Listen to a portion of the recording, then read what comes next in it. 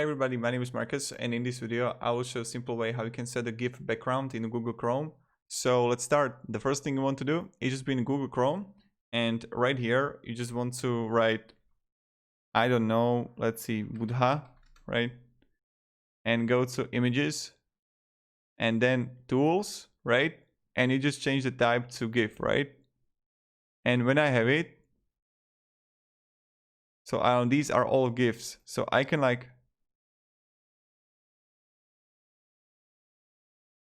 right click on it. I can open image in new tab, save image as, get it on desktop. But what you want to do is not GIF, but write it like PNG after the dot.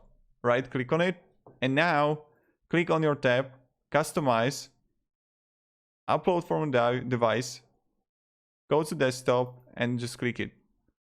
And voila, here you got perfect GIF background in Google Chrome. So thank you very much everybody for watching, and have a great day and goodbye.